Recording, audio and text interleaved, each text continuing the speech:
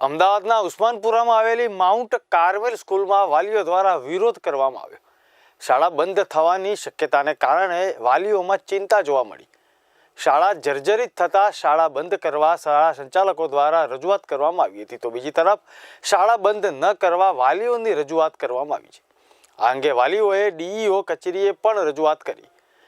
DEO તરફથી પણ આ માટે સરકારી રિપોર્ટ કરાવવા બાહેધરી આપવામાં આવી છે।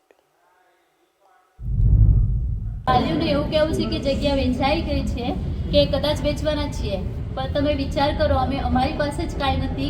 અમે જો અમારું એક ટ્રસ્ટ છે, અમે સાધ્વીઓ છીએ અને આ લઈને અમે કરવાના છીએ શું? એટલું તો તમે વિચાર કરો કે અમે લઈને ક્યાં જઈશું? તો તમે એવું કહો છો કે આ જગ્યા વેચવાની છે કે આ લોકો કંઈક મોટા લોકોને આપવાની છે, પણ એવું કાંઈ જ નથી।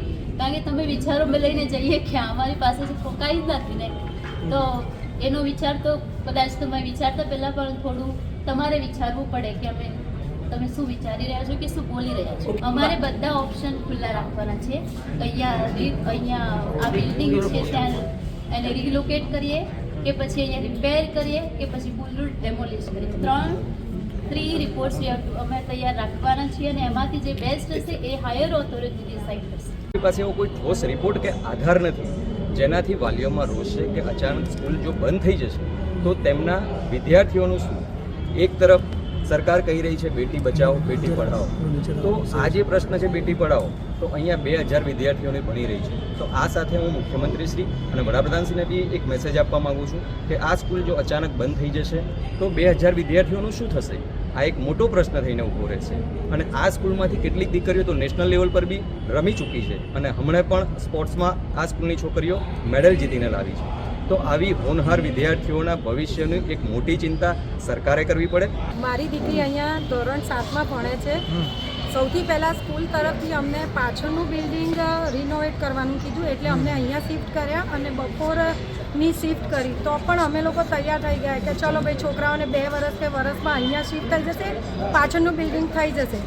પણ હવે આ લોકો સડનલી એમ કહે છે કે આ બિલ્ડિંગ બી ખરાબ થઈ ગઈ, બરાબર? એટલે હવે બંનેમાં અનસેફ થઈ ગયા દીકરાઓ। તો પછી હવે અમારી છોકરીઓને એ લોકો એમ કહે છે કે અમે તમને બીજે શિફ્ટ કરીએ। તો હવે દીકરીઓને નથી ટ્યુશન મળી રહ્યા સાંજના, આખો દિવસ બિચારી ભણીને થાકી જાય છે।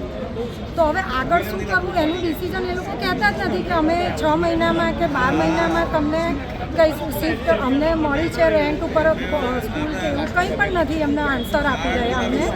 અને હવે ક્યાં સુધી અમારે લોકોને લટકીને રહેવાનું કે ભાઈ અમને એડમિશન મળશે? આગળ કોઈ સ્કૂલવાળા અમને એડમિશન બી નથી આપતા। આ રજૂઆત થયેલી કે ભાઈ એનેક્સર બિલ્ડિંગ છે પાછળ જે રિનોવેટ કરવાનું છે, ઠીક છે, એના માટે દરેક વાલીઓ તૈયાર થયા હતા અને બધા એક ફીસ આપવા રેડી થઈ ગયા હતા।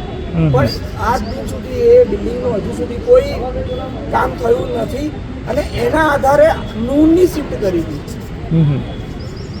જે છોકરીઓ માટે બહુ ટફ છે। આજે એ લોકોને એક્ટિવિટી કરાવી હોય તો અમારે શું એક્ટિવિટી કરાવવાની? સવારે ટ્યુશન જાય, બપોરે 11 વાગે સ્કૂલ માટે નીકળે, સાંજે 6 વાગે ઘરે આવે, પાછી જાય ટ્યુશન, તો પછી એને એક્ટિવિટી અમે કઈ કરાવીએ? હવે તમને શું લાગી રહ્યું છે આ લોકો એક્ટિવિટીના આધારે તમે આ સ્કૂલ જુઓ તો ઘણી બધી આગળ છે।